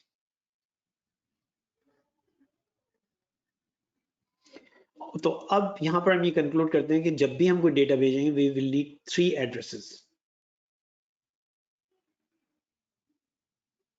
ओके, सवाल ये है कि क्या मैक एड्रेस भी चेंज हो सकता है? यस, और आईफोन के अंदर मैक एड्रेस चेंज होता रहता है। उसकी वजह ये होती है कि ये भी एक प्रॉब्लमेटिक चीज है कि मैक एड्रेस अच्छी भी चीज है बुरी भी चीज है, क्योंकि फर्ज करें हम फोन लेके बाहर जा रहे हैं और अगर हमारा मैक एड्रेस फिक्स रहा और किसी ने आपका मैक एड्रेस स्कैन किया, अब पूरे शहर में स्कैनर लगा दिया, तो उसको आपकी पूरी मूवमेंट जो है वो मालूम होगी कि आप कहाँ कहाँ गए। तो अब कुछ और अच्छा दूसरा ये है कि मैक एड्रेस जो है, जितने भी ये हैकर्स होते हैं वो ये करते हैं कि मैक एड्रेस आपका ले लेते हैं। तो अब दूसरी पार्टी को तो यही लगता है कि आप कम्युनिकेट कर रहे हैं, जबकि आप कम्युनिकेट नहीं कर रहे हैं, उसने आपका मैक एड्रेस चोरी कर लिया है। मैक एड्रेस जो है, तो मैक एड्रेस एक जमाने में ये होता था कि हाँ उसको नहीं बदला जा सकता, लेकिन अब मैक एड्रेस सही रीजन की वजह से भी बदलते हैं, और जो ये हैकर्स होते हैं, थ्रेट एक्टर्स होते हैं, वो भी मैक एड्रेस से प्ले करते हैं और मैक एड्रेस जो है, दूसरे का मैक एड्रेस जो है वो अपने पास मैक एड्रेस जो है वो ले लेते थे। एक जमाने में कराची में होता था कि केबल वाले होते थे, जो केबल वाले होते सर थे। ये अब तो ये जो है वो डिवाइस का में जो मोबाइल एंड्रॉइड डिवाइसेस में भी मैक एड्रेस चेंज होता है, वो रैंडम बोलता है या यूज डिवाइस मैक एड्रेस बोलते हैं। हाँ नहीं नहीं, मैक एड्रेस चेंज हो सकता है, वो उसमें कोई प्रॉब्लम नहीं है कि मैक एड्रेस जो है वो चेंज हो सकता है। तो मैक एड्रेस जो है वो चेंज हो सकता है कि एक ज़माने में होता था कि केबल प्रोवाइडर जो हैं वो और अभी भी कंपनियों में ये होता है, जो एक प्रॉब्लमेटिक चीज़ है कि आपको वाईफाई कनेक्शन देते हैं कि और डिवाइस में लिख देते हैं कि ये एक्सेस पॉइंट में कि मैक एड्रेस अगर ये हो तो उसको कनेक्शन दे दो, अगर मैक एड्रेस ये नहीं हो तो कनेक्शन नहीं दो। अब सिक्योरिटी पॉइंट ऑफ व्यू से ये बिल्कुल सही तरीका नहीं रहा है कि हम मैक एड्रेस के बेस पे डिसाइड करें कि किसको कनेक्शन देना है किसको नहीं देना, क्योंकि जो हैकर है वो अपनी डिवाइस लेके आ सकता है और वो मैक एड्रेस ले सकता है। आपका मैक एड्रेस जो रहेगा आपका फिक्स, लेकिन ये है कि जो वो डिस्प्ले करेगा दूसरे को, यानी आपका मैक एड्रेस अंदर से नहीं बदल रहा, जो डिवाइस के अंदर है वो तो डिवाइस के अंदर ही रहेगा, जो नेटवर्क कार्ड में वो नेटवर्क कार्ड में रहेगा। लेकिन जो वो डिस्प्ले कर रहा है मैक एड्रेस इसके अंदर हेडर के अंदर, वो मैक एड्रेस वो नहीं है जो उसका असली मैक एड्रेस है। तो मैक एड्रेस इसको आगे हम लोग और ले लेंगे मैक एड्रेस को, लेकिन अभी तो ये कि हमारे जब भी हम कोई मैसेज भेजेंगे 3 एड्रेसेस इंपॉर्टेंट है। एक तो आपके डिवाइस का आईपी एड्रेस, सोर्स किसको भेजना है, डेस्टिनेशन नंबर 1। दूसरा जो है ये इंपॉर्टेंट है कि आपके कंप्यूटर का कौन सा program, source port, destination port. तीसरा ये है कि जब भी आप भेजेंगे, अगर आप लोकल एरिया नेटवर्क के एनवायरनमेंट के अंदर हैं, तो आप जो हैं वो सोर्स मैक एड्रेस अपना और डेस्टिनेशन मैक एड्रेस, क्योंकि स्विच उसी की बुनियाद के ऊपर स्विच करेगा। तो ये 3 एड्रेसेस जो हैं बहुत इंपॉर्टेंट है। दूसरा हम लोगों ने ये समझा कि हाँ, आप चाहें तो एक को भेज दें विच इज यूनिकास्ट, चाहे तो ग्रुप को भेज दें मल्टीकास्ट, चाहे तो सबको भेज दें ब्रॉडकास्ट, चाहे तो किसी एक को ग्रुप में भेज दें वो एनीकास्ट। तो ये इंपॉर्टेंट है। दूसरा ये था कि आप चाहें तो रिलायबल कम्युनिकेशन करें जिसमें एक्नॉलेजमेंट चाहिए आपको, वो स्लो होगा। अगर आपको एक्नॉलेजमेंट नहीं चाहिए तो वो गलत है, बेस्ट एफर्ट, वो आप जो है उसकी आपकी जो स्पीड है वो तेज हो जाएगी। तीसरा ये कि फ्लो कंट्रोल, अगर आपको एक्नॉलेजमेंट मिल रही है तो आप तेजी से भेजेंगे। आपने एक विंडो बनाई हुई है जिसमें डेटा को रखा हुआ है, नहीं मिल रही तो आप अपनी स्पीड को स्लो डाउन कर लेंगे। दूसरा ये है कि रिस्पांस टाइम आउट है, अगर किसी दूसरी पार्टी को आप रिलायबल कम्युनिकेशन कर रहे हैं और दूसरे को नहीं मिला तो आप जो है उसको रिट्रांसमिट करें। अब हम लोग लैब पे आ रहे थे ताकि एक लैब करते हैं, उससे कुछ जो अभी तक जितनी थ्योरी पढ़ी है उसको देख लेते हैं हम लोग।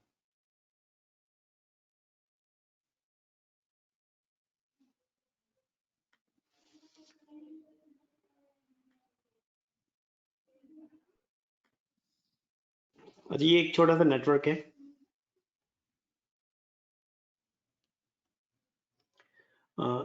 ये जो कम्युनिकेशन है ये कहलाती है क्लाइंट सर्वर। जो रिक्वेस्ट करेगा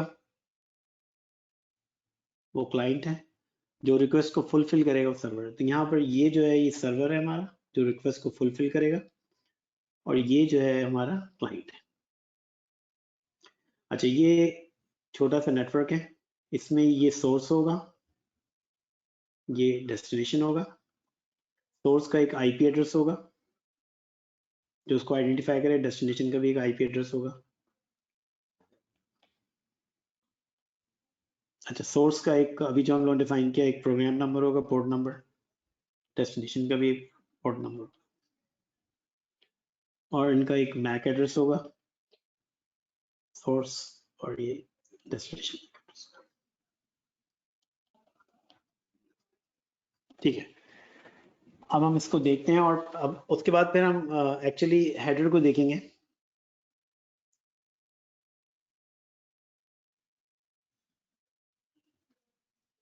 और हेडर में जो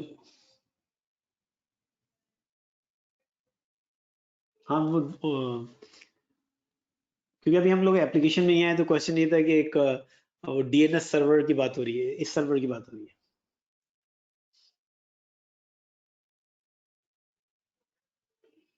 तो उसको आगे जाके हम लोग डिस्कस करेंगे। ये जो है वो डोमेन नेम सिस्टम है।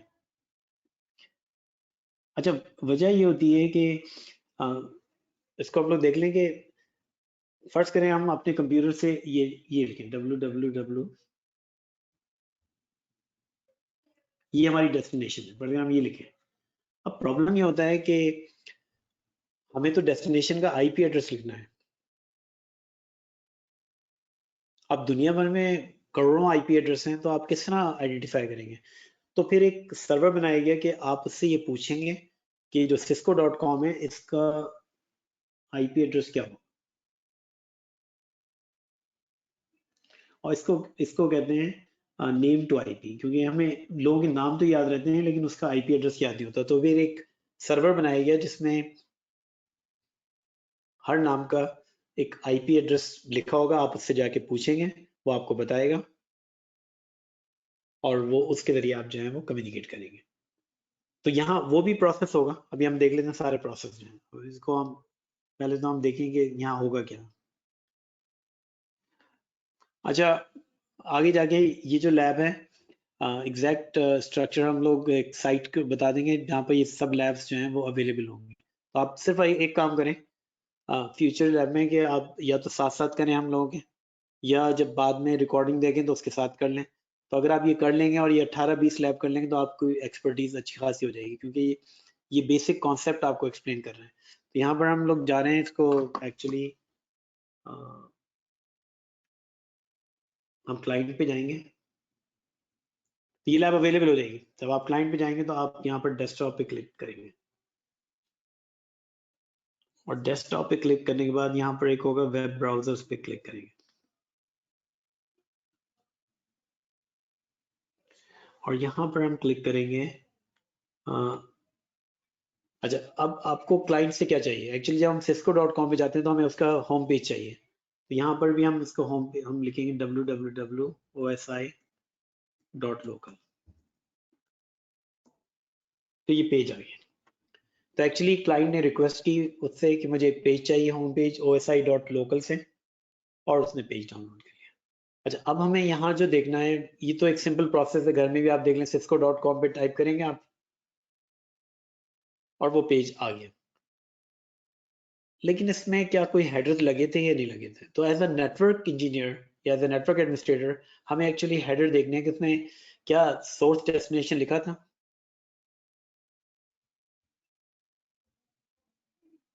क्या सोर्स और डेस्टिनेशन का पोर्ट नंबर लिखा था, और क्या सोर्स एंड डेस्टिनेशन का जो है वो मैक एड्रेस लिखा था नहीं लिखा था। तो बस उसी को स्टडी करना है, क्योंकि वो डिटेल तो बाद में आएगी, अभी हमें सिर्फ ये देखना है, क्योंकि आज का लेक्चर इस चीज पे था कि there are 3 addresses which are very critical for network communication. Number 1 IP address, number 2 port numbers, number 3 MAC address. तो अभी सिर्फ हम हेडर में ये देखेंगे, वो जैसे जैसे हम लोग आगे बढ़ेंगे इन सब की डिटेल्स जो है आपके सामने खुलने लगेगी। लेकिन आज क्योंकि आज के लेक्चर में सिर्फ हम ये देखना है कि इसके हेडर को देखने का तरीका ये है कि आप यहाँ जाएंगे सिमुलेशन में,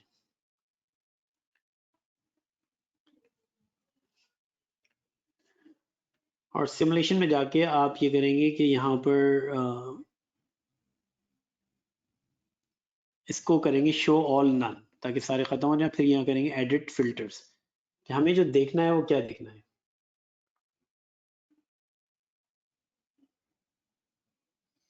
तो फर्स्ट में हम डीएनएस का मैसेज देखने जा रहे हैं, और फिर हम क्योंकि ये जो कम्युनिकेशन होती है बिटवीन क्लाइंट सर्वर ये होती है HTTP में, तो हम HTTP पे क्लिक करें। तो यहाँ ये जो पैकेट ट्रेसर है ये आपको वो मैसेजेस दिखा रहा होगा, और उसके अंदर HTTP कम्युनिकेशन दिखा रहा होगा। तो अब हम एक्चुअली देखेंगे हुआ क्या है इसके अंदर, यानी किस तरह से ये पेज जो है डाउनलोड हुआ। तो हम इसको यहाँ पर बंद करेंगे, और यहाँ पर हम वही कमांड दोबारा टाइप करेंगे। हम फिर वेब ब्राउजर पे जाएंगे, और यहाँ पर वही टाइप करेंगे जो अभी हमने टाइप किया, www.osi.local। अच्छा, अब ये जो प्रोसेस होगा स्टेप बाय स्टेप होगा, तो हमें अब उसके समझना है कि हुआ क्या था एक्चुअली। ये तो हम एकदम घर में अपने आपने ब्राउजर खोला उसमें एकदम आ गया सिस्को का पेज, लेकिन हमें इसके एक्चुअली पीछे जाना है, क्योंकि अगर हमें सिक्योरिटी देखनी है तो हम किसी गलत वेबसाइट पे नहीं जाने देंगे उसको, किसी वेबसाइट से किसी गलत अटैचमेंट को डाउनलोड नहीं होने देंगे। तो मसला सिक्योरिटी का ज़्यादा क्रिटिकल है, साइबर सिक्योरिटी का, और डिमांड सारी साइबर सिक्योरिटी में आ रही है, लेकिन उस साइबर सिक्योरिटी में पहुंचने से पहले आपकी नेटवर्क बहुत स्ट्रांग होने चाहिए। तो यहाँ प्रॉब्लम ये होता है कि लोग डायरेक्ट साइबर सिक्योरिटी में एंटर होते हैं, जो बहुत ही गलत, आप एंटर हो ही नहीं सकते विदाउट अंडरस्टैंडिंग द नेटवर्क, क्योंकि जितनी भी हैकिंग होगी वो नेटवर्क के जरिए होगी। तो यहाँ पर हम इसको कहेंगे गो। अब सी ये मैसेज जाने के लिए तैयार है। तो अब पहला काम क्या करेंगे, आपने तो लिख दिया osi.local, तो पहला काम ये करेगा कि ये कहेगा कि मुझे एक्चुअली भेजने के लिए डेस्टिनेशन का IP एड्रेस चाहिए, वो मेरे पास नहीं है।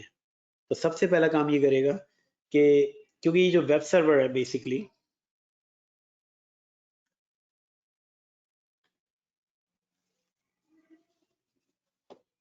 जो वेब सर्वर है ये ऑल्सो डोमेन डीएनएस सर्वर भी है। तो अगर इसको ये सबसे पहला सवाल ये करना है कि हु इज, आपने तो लिख दिया कि ओएसआई लोकल है, हु इज ओएसआई लोकल। तो ये करेगा, ये इसको रिस्पॉन्ड करेगा कि ओएसआई लोकल इज, उसका आईपी एड्रेस देगा, क्योंकि ये जो आपस में इनकी कम्युनिकेशन होगी वेबसाइट की, जो ये मालूम करना है उसको, एक्चुअली उसमें डेस्टिनेशन आईपी बहुत इंपॉर्टेंट है। तो अब देखते हैं ये करेगा नहीं करेगा।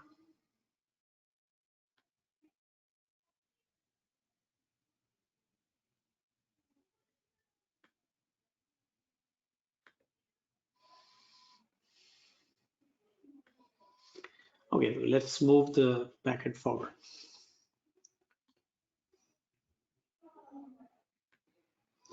अच्छा, इसमें अगर हम इसकी ठीक है, इसको आगे बढ़ते हैं, देखेंगे ये पहला काम ये करेगा कि इससे पूछेगा कि ये गया पैकेट।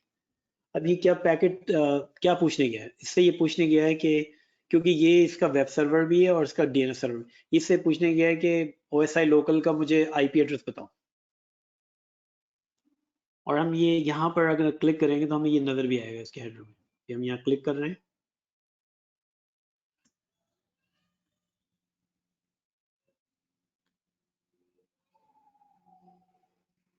सी, यहाँ पर अगर हम स्टडी करें तो इसमें ये पूछ रहा है, हेडर में ये पूछ रहा है कि ओएसआई लोकल का एड्रेस है क्या, ठीक है।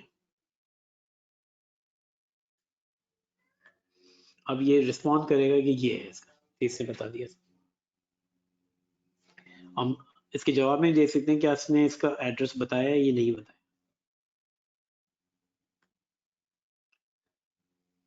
ये सारे हेडर्स ऐसे ऐसे हम लोग समझ लेंगे, लेकिन अभी हम सिर्फ उस पर काम के उस पर जा रहे हैं। सी, उसने बता दिया कि उसका एड्रेस ये है। सी, ये पहला क्वेश्चन होता है जब भी हम लोग किसी साइट पे जाते हैं, फर्ज करें cisco.com, microsoft.com, तो पहले हम अपने एक सर्वर जो डीएनएस हमारे कॉन्फ़िगरेशन में डिफाइंड है, उससे पूछते हैं कि इसका आईपी एड्रेस बताओ, क्योंकि हमें मैसेज में डेस्टिनेशन लिखना बहुत जरूरी है। तो वो डेस्टिनेशन जो है इसे बता दी। अब ये असल काम करे, सी ये सारे तैयारी कर रहा है भेजने की। अब ये कहेगा कि मुझे जो है OSI.local का पेज जो है डाउनलोड करना है, तो ये अब पेज डाउनलोड करें। अब सी दूसरा मैसेज जाने के लिए तैयार है, ठीक है। अब इसने वो जो है, अब जो कम्युनिकेशन हुई है इसकी, वो भी हम लोग देख लेते हैं।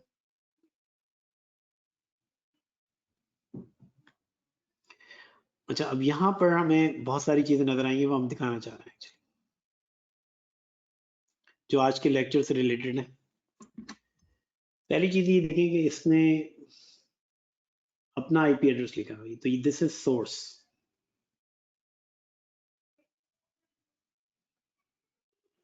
अच्छा, इसने अपना सोर्स मैक एड्रेस लिखा,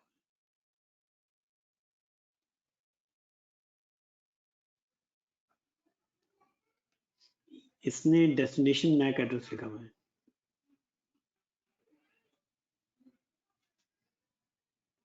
तो सिर्फ आज के लेक्चर का जो क्यों ये बाकी हेडर्स जो हम लोग जैसे जैसे क्लास आगे बढ़ेगी हम लोग सीखेंगे, लेकिन आज के जो लेक्चर का समरी थी वो ये थी कि जब भी हम कोई डेटा भेजते हैं, there are 3 addresses which are very critical, source IP, source MAC address, और एक और एड्रेस है वो भी हम लोग देख लेते हैं इसमें।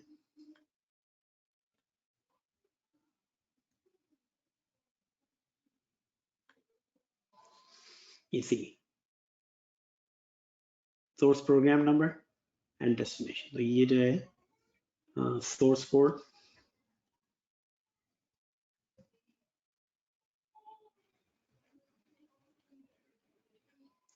तो वो जो 3 एड्रेसेस की बात कर रहे थे कि जब भी कोई डेटा कम्युनिकेशन होगी, 3 एड्रेसेस, नंबर 1 आईपी एड्रेस, तो ये हमें ड्यूरिंग द कोर्स समझ में आना चाहिए कि आईपी एड्रेस होता क्या है और आईपी सोर्स और डेस्टिनेशन कैसे डिसाइड होते हैं। सेकंड जो थी वो थी मैक एड्रेस, और थर्ड जो है इसके अंदर पोर्ट नंबर्स। यहाँ हमने देखा कि इसके हेडर्स के अंदर हमें तीनों चीजें जो हैं वो क्लियरली नजर आ गई डेस्टिनेशन पोर्ट है।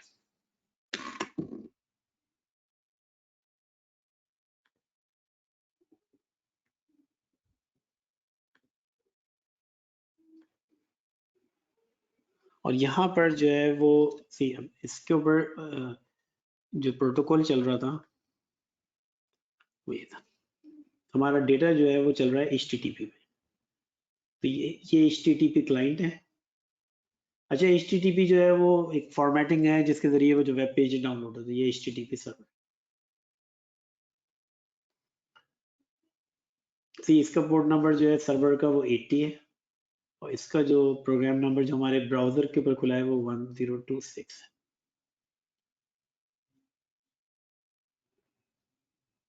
अच्छा, यहाँ और चीजें नजर आ रही होंगी कि क्योंकि ये इसमें एक्नॉलेजमेंट हो रही है, यहाँ एक्नॉलेजमेंट हमें नजर आ रही है। इसमें विंडो साइज भी जो जिसकी बात की थी वो विंडो साइज भी हमें नजर आ रहा है कि विंडो साइज।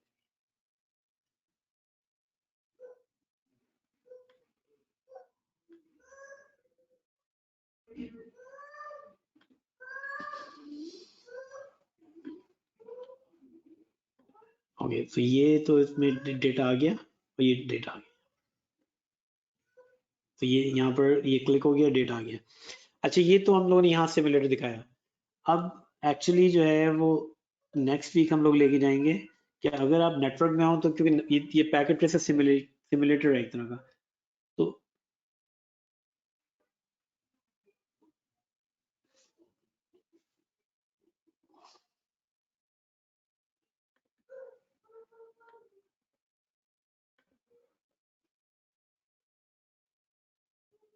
अच्छा ये क्वेश्चन जो आ रहा था वो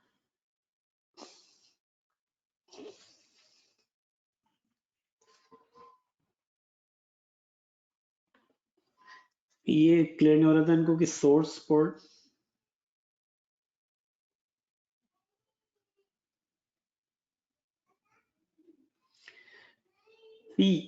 जब हमारा कंप्यूटर खुलता है पूरा तो उसमें फर्ज करें आपने एक क्रोम भी खोला तो उसमें बहुत सारे टैब्स खुलते हैं। तो जितने भी टैब्स होंगे क्रोम के ऊपर वो हर एक का एक अलग नंबर होता है। अगर वो अलग नंबर नहीं हो तो आपका फर्ज करें एक सिस्को पे जा रहा है, एक माइक्रोसॉफ्ट पे, तो गलत नंबर पे आता है। तो हमारे कंप्यूटर में उसका अभी हम लोग इसको और डिटेल में लेके जाएंगे और फिर हम तरीका दिखाएंगे कि हाउ यू कैन व्यू कि कितने प्रोग्राम्स आपके कंप्यूटर पे जो हैं इस वक्त चल रहे हैं। तो हमारे कंप्यूटर पे बहुत सारे प्रोग्राम साइमल्टेनियसली चल रहे हैं, हजारों के करीब। हर प्रोग्राम को एक नंबर दिया है which is called port number.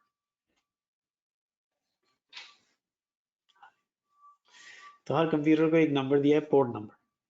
तो हमारे कंप्यूटर का वो हम अभी आगे नेक्स्ट वीक हम लोग एक कमांड लेके आएंगे नेट स्टैट, जिसके जरिए हम लोग देख सकेंगे कि कौन से प्रोग्राम चल रहे हैं। एक और प्रोग्राम है TCPV, उसके जरिए भी देख लेंगे हम लोग पोर्ट नंबर से। तो पोर्ट नंबर मतलब है कि हमारे कंप्यूटर पे साइमल्टेनियसली जैसे गो टू मीटिंग चल रहा है उसका एक पोर्ट नंबर है, कोई और प्रोग्राम चल रहा है उसका एक और पोर्ट नंबर है। तो जब कंप्यूटर पे डेटा वापस आता है तो ये मेक श्योर करना होता है कि उसी प्रोग्राम को दिया जाए। फर्ज करें यहाँ पर इस वक्त पैकेट ट्रेसर भी चल रहा है और ये पोर्ट नंबर होते हैं जो नेटवर्क पे कम्युनिकेट करते हैं। तो अगर आपके डिफरेंट प्रोग्राम चल रहे हैं तो हर एक को एक नंबर कंप्यूटर ने असाइन कर दिया है ताकि अगर वो कम्युनिकेट करे तो अगर गो टू मीटिंग है तो गो टू मीटिंग के अंदर ही डेटा जो है वो डाउनलोड हो। तो अब इस के ऊपर बहुत सारे प्रोग्राम्स जो हैं वो चल रहे हैं इस वक्त। तो एक्चुअली हम लोग ये इसमें ये कहा था कि जो ये रिक्वेस्ट गई है ये एक सर्टन प्रोग्राम से गई है, फर्स्ट 1023 से गई है और इस सर्वर पे भी बहुत सारे प्रोग्राम्स चल रहे हैं साइमल्टेनियसली। तो हम ये कह रहे हैं कि इसके ऊपर हमें 80 प्रोग्राम से बात करनी है, तो ये इसका पोर्ट नंबर। इसी तरह जैसे आप फोन करते हैं तो आप एक्चुअली किसी कंपनी में फोन करें तो आप कहेंगे कि मुझे उस पर्सन से बात करनी है, वरना तो समझ में नहीं आएगा आपने कंपनी में कॉल क्यों किया। इसी तरह जब आप कंप्यूटर से कम्युनिकेट करते हैं तो कंप्यूटर को ये जरूर पूछते हैं कि वो किस प्रोग्राम से उसको बात करनी है। तो जो प्रोग्राम का नंबर है उसको कहते हैं पोर्ट नंबर, तो वो पोर्ट नंबर होता है। तो इसीलिए हेडर में पोर्ट नंबर लिखना जो है बहुत जरूरी है, क्योंकि वो पोर्ट नंबर जो है आपको नजर आ रहे होंगे और अभी हम आगे चल के उसको देखेंगे भी। ये पोर्ट नंबर का टॉपिक खत्म नहीं हुआ है, ये शुरू हुआ है। तो आगे जाके हम कुछ प्रोग्राम्स के जरिए देखेंगे, इसी अपने कंप्यूटर पे देखेंगे कि कौन से प्रोग्राम्स हमारे कंप्यूटर पे चल रहे हैं। ये सिक्योरिटी पॉइंट ऑफ व्यू से इसलिए ज़रूरी है कि आपको ये देखना ज़रूरी है कि क्या जितने भी प्रोग्राम्स आपके कंप्यूटर पे चल रहे हैं वो सही चल रहे हैं, या हो सकता है मालवेयर दाखिल हो गया और उसने आपके कंप्यूटर पे कुछ ऐसे प्रोग्राम चलाने शुरू कर दिए जिससे वो अपने कमांड एंड कंट्रोल से बात कर रहा है और आपको पता भी नहीं, आपके कंप्यूटर से डेटा चोरी कर रहा है, आपके कंप्यूटर पे बिटकॉइन बना रहा है, कुछ भी कर सकता है, आपके कंप्यूटर से दूसरे कंप्यूटर पे अटैक लॉन्च कर रहे हैं। तो ज़रूरी है कि हमें वो सारे कम्युनिकेशन को स्टॉप करना है। तो कुछ तो सॉफ्टवेयर एंटीवायरस के स्टॉप कर देते हैं, कुछ आप खुद भी देख सकते हैं, क्योंकि अनयूजुअल कम्युनिकेशन को डिटेक्ट करना है। कोई भी अनयूजुअल कम्युनिकेशन हो रही है आपके कंप्यूटर से तो उसको डिटेक्ट करना है सारा जो है। अच्छा, एक सॉफ्टवेयर हम लोग नेक्स्ट वीक लेके आएंगे विच इज कॉल्ड वायरशार्क, क्योंकि अगर कोई देखना चाह रहा है नेटवर्क के हायरिंग के वक्त, क्या आपको ये स्किल पता है कि हेडर्स में क्या होता है, तो आप पैकेट ट्रेसर तो नहीं लिख सकते उसके अंदर। तो जो रियल वर्ल्ड में यूज होता है सॉफ्टवेयर, इट्स कॉल्ड वायरशार्क। तो हम इस पे भी इंस्टॉल करेंगे और आप ये फ्री सॉफ्टवेयर है, you can install it at home. और अगर आप लिख देंगे, अगर आप इंडीड पे भी जाएंगे और उसमें सर्च करें वायरशार्क को, तो आपको नजर आएगा कि जिन लोगों के पास वायरशार्क की स्किल्स हैं वो इन डिमांड है। तो आपको कम से कम चलाना तो आना चाहिए उसको। और वायरशार्क के अंदर ये जो अभी हम लेकर source IP, destination IP, source port, destination port, यही चीज हम वायरशार्क में भी देख सकते हैं। तो वो आप घर में इंस्टॉल कर लें, फ्री है वो तो नहीं है, लेकिन ये कि उसके स्किल जो हैं वो वैल्यूएबल होंगे आपके वायरशार्क के। तो यही चीज जो हम हेडर यहाँ देख रहे हैं इसके अंदर, वही हेडर्स हम लोग देख सकते हैं। लेकिन आज का जो लेक्चर का बेसिक पर्पस था वो पोर्ट नंबर्स की भी इतनी डिटेल में नहीं, वो आगे जाके आएगी कि जब भी हम कोई डेटा भेजते हैं तो we have 3 addresses which must be written into the header. Data के साथ हेडर में लिखा होना चाहिए। वो 3 हेडर्स जो हैं वो ये हैं: आईपी एड्रेस, क्या आपका आईपी एड्रेस क्या है, डेस्टिनेशन क्या है, सोर्स पोर्ट नंबर, आपका कंप्यूटर के ऊपर कौन सा प्रोग्राम दूसरे कंप्यूटर पे कौन से प्रोग्राम से बात करेगा, नंबर 3 आपका मैक एड्रेस। तो ये 3 जो है हमेशा हेडर्स में लिखे जाते हैं। ये 3 डिफरेंट हेडर्स जो है हमारे बिल्ट होते हैं और उसको हम लोग जो है वो कर सकते हैं। तो आपको कोई क्वेश्चन है तो कर लें, फिर नेक्स्ट वीक हम लोग इसके और डिटेल में जाएंगे, फिर हम सिस्को ऑपरेटिंग सिस्टम पे भी वापस आएंगे कि स्विच को किस तरह मैनेज किया जाता है। लेकिन पहले हम कुछ बेसिक कम्युनिकेट कर लें। तो अब कोई क्वेश्चन हो फिर हम लोग क्लास को कंक्लूड करना है। तो अगर कोई क्वेश्चन नहीं है तो